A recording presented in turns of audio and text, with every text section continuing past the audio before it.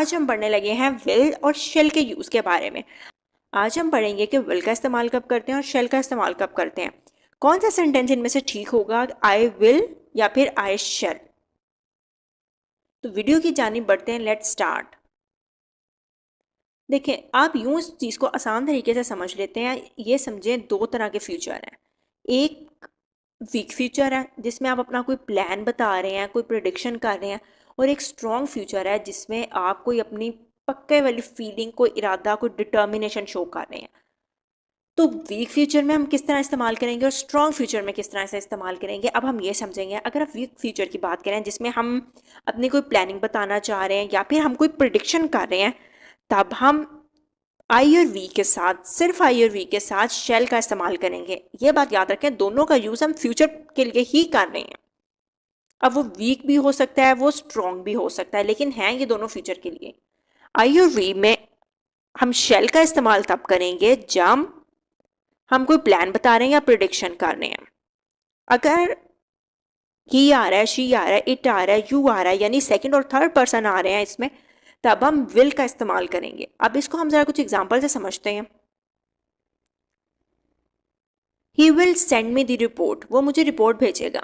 अब ये मतलब प्लानिंग है हमारी कि वो मुझे रिपोर्ट भेज देगा। तो इसका मतलब है यहाँ ही थर्ड पर्सन के साथ मैंने विल का इस्तेमाल किया हुआ है। बात फ्यूचर की जा रही है, लेकिन यहाँ मैं प्लान बता रही हूँ। They will buy a new car, वो नई गाड़ी खरीदेंगे, ये उनका प्लान है। तो दे के साथ हमने विल का इस्तेमाल किया। How long will you stay here, यानी आप कितना अरसा यहाँ ठहरेंगे, इसका मतलब है आपका कितना अरसा यहाँ ठहरने का प्लान है। तो यहाँ पे हमने यू के साथ विल का इस्तेमाल किया हुआ है, क्योंकि हम बात तो प्लानिंग की करें। अब देखें, स्टे फर्स्ट फॉर्म है, सेंड फर्स्ट फॉर्म है, बाय फर्स्ट फॉर्म है।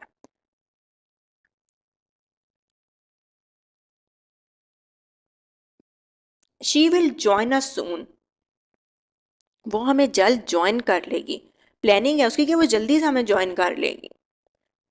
प्लानिंग बताने के लिए आई शैल इन्वाइट यू टू डिनर, मैं आपको डिनर पे इन्वाइट करूंगी। अब ये प्लान है, तो यहाँ पे मैं प्लान बताने के लिए आई के साथ शैल का इस्तेमाल कर रही हूँ। अगर हमने कहना हो we shall go to the beach together, हम बीच पे इकट्ठे जाएंगे, तो यहाँ पे वी के साथ प्लान बताने के लिए मैं शैल का इस्तेमाल कर रही हूँ। तो सिंपल आई वी के साथ हमने शैल का इस्तेमाल करना है। आगे ही, शी, इट या फिर दे आ रहा है, कोई भी आ रहा है, सेकेंड या थर्ड पर्सन है, तब हमने विल का इस्तेमाल करना है। अब बिल्कुल इसी तरह अगर हमने कोई प्रोडिक्शन करनी है, कोई पेशन गोई करनी है, जैसे he will easily win this game, वो बहुत आसानी से ये गेम जीत लेगा। इसका मतलब है प्रोडिक्शन करेंगे, वो बहुत आसानी से, उसकी बहुत अच्छी तैयारी है, वो बहुत इजीली ये गेम जीत लेगा। This company will grow in the coming years, आने वाले सालों में ये कंपनी ग्रो करेगी, मेरी प्रोडिक्शन है, मुझे लग रहा है कि कंपनी बहुत अच्छा परफॉर्म करेगी आने वाले सालों में। She will pass the exam, वो एग्जाम पास कर लेगी। He will get promotion this year, वो इस साल प्रमोशन हासिल कर लेगा। इसका मतलब मैं प्रेडिक्शन कर रही हूँ कि इस साल उसे प्रमोशन मिल जाएगी, ये मेरी पेशन गोई है।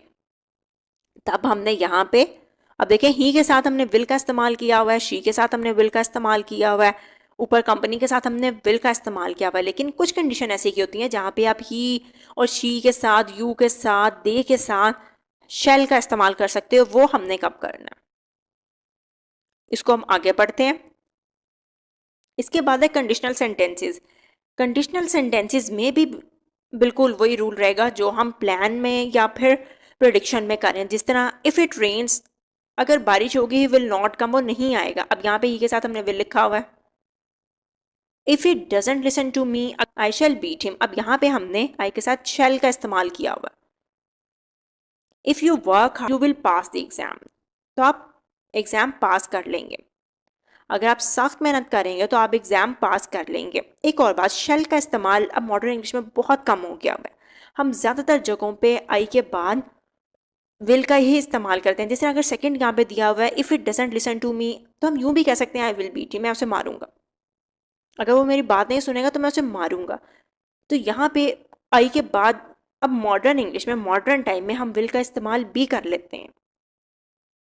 आई और वी के साथ जब हम विल का इस्तेमाल करते हैं तो इसका मतलब है हम स्ट्रॉन्ग डिटर्मिनेशन, कोई पक्का इरादा, एक स्ट्रॉन्ग किस्म की अपने फीलिंग्स या इमोशन का इजहार करना चाह रहे हैं। जैसे I will get this job, इसका मतलब है मैं ज़रूर, मेरा पक्की तैयारी है, पक्का इरादा है कि मैं ये जॉब हासिल कर लूँगा। I will clear the test, मैं टेस्ट क्लियर कर लूँगा। मेरी स्ट्रॉन्ग इमोशन, मैं अपनी स्ट्रॉन्ग फीलिंग्स दिखा रही हूँ कि मैं ज़रूर ये टेस्ट क्लियर कर लूँगी।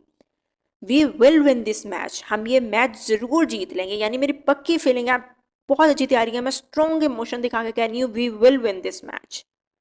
ही shall help you to solve this problem, यहाँ पे स्ट्रॉन्ग इमोशन दिखाए जा रहे हैं कि वो आपकी इस प्रॉब्लम को सॉल्व करने में हेल्प करेगा। लेकिन कुछ कंडीशन ऐसे की होती हैं जहाँ पे आपने मखसूस वर्ड ही इस्तेमाल करना है। जिस तरह अगर आप किसी को कोई ऑफ़र कर रहे हैं ना, तब आप विल का इस्तेमाल नहीं करेंगे, आप शैल का ही इस्तेमाल करेंगे। ये रूल होता है इंग्लिश का। जिस तरह शैल आई हेल्प यू, क्या मैं आपकी हेल्प करूं। अभी आप किसी को ऑफ़र कर रहे हैं, ऑफ़र के लिए हम शैल का इस्तेमाल करते हैं। शैल आई हेल्प यू ऑफ़र की जा रही है कि क्या मैं आपकी हेल्प करूं। Shall I make you a sandwich, क्या मैं आपको एक सैंडविच बना दूं, ऑफ़र ही है। शैल आई ड्रॉप यू, क्या मैं आपको ड्रॉप कर दूं। अगर हम यूं कहते हैं ना विल आई ड्रॉप यू, तो ये गलत होगा। ऑफ़र के लिए आपने हमेशा शैल का वर्ड ही इस्तेमाल करना है। शैल आई टीच यू, क्या मैं आपको पढ़ा दूँ। अब ये ऑफ़र की जा रही है कि क्या मैं आपको पढ़ा दूँ, तो ऑफ़र के लिए हम विल का यूज़ नहीं करते, हम शैल का यूज़ करते हैं। विल का यूज़ हम कब करते हैं, जब हमने रिक्वेस्ट करनी है किसी से। जिस तरह विल यू हेल्प मी, अब ये रिक्वेस्ट की जा रही है ना कि आप मेरी हेल्प कर देंगे। विल यू सॉल्व दिस सम, क्या आप इस सम को सॉल्व कर देंगे। Will you come with me, क्या आप मेरे साथ आएंगे। तो जब भी रिक्वेस्ट करनी है तो विल का इस्तेमाल करना है, अगर ऑफर करनी है तो आपने शेल का इस्तेमाल करना है। हम ये नहीं कर सकते कि रिक्वेस्ट करते हुए हम कहीं पे शेल इस्तेमाल कर लें या फिर ऑफर करते हुए हम विल इस्तेमाल कर लें, ये गलत है। अब जिस तरह सजेशन की बात की जा रही है, सजेशन हम बहुत पोलाइट वे में देते हैं, तो हम सजेशन के लिए शेल इस्तेमाल करते हैं, क्योंकि शेल थोड़ा पोलाइट समझा जाता है। इसलिए जब हम किसी को ऑफर कर रहे हैं तब हम शेल का इस्तेमाल कर रहे हैं, क्योंकि हम ज़्यादा पोलाइट होना चाह रहे हैं। Shall we go out for dinner, मशवरा दिया जा रहा है कि हम डिनर के लिए बाहर चलें। Shall I tell her the truth, suggestion है कि क्या मैं उसे सच बता दूं। तो सजेशन की जब बात करनी है या ऑफर की बात करनी है, तो इसका मतलब है हम ज़्यादा पोलाइट होने की बात कर रहे हैं, तब हमने शेल का इस्तेमाल करना है। अगर आप रिक्वेस्ट की बात कर रहे हैं तब आपने विल का इस्तेमाल करना है। अगर आप प्लान की बताने की बात कर रहे हैं या प्रिडिक्शन कर रहे हैं या कंडीशनल सेंटेंस की बात कर रहे हैं, तब हम आई और वी के साथ शेल का इस्तेमाल करेंगे। बाकी सबके साथ जिस तरह ही आ गया, शी आ गया, इट आ गया, यू आ गया, दे आ गया, इनके साथ हमने विल का इस्तेमाल करना है। लेकिन अगर आप कोई पक्का इरादा, कोई पक्के फीलिंग शो करना चाह रहे हैं, स्ट्रॉन्ग इमोशन या स्ट्रॉन्ग फीलिंग शो करना चाह रहे हैं, तब आप आई और वी के साथ विल का इस्तेमाल करेंगे, बाकी सबके साथ आप शेल का इस्तेमाल करेंगे। ऑफर करने के लिए शेल का इस्तेमाल करना है, क्योंकि ज़्यादा पोलाइट समझा जाता है। रिक्वेस्ट करनी है तो आपने विल का इस्तेमाल करना है। सजेशन की बात करनी है तो हमने शेल का इस्तेमाल करना है। आई होप आपको इनका यूज़ अच्छे से क्लियर हो गया होगा। वीडियो पसंद आई हो तो अपने दोस्तों के साथ ज़रूर शेयर करें, लाइक करें, सब्सक्राइब करें। Thank you.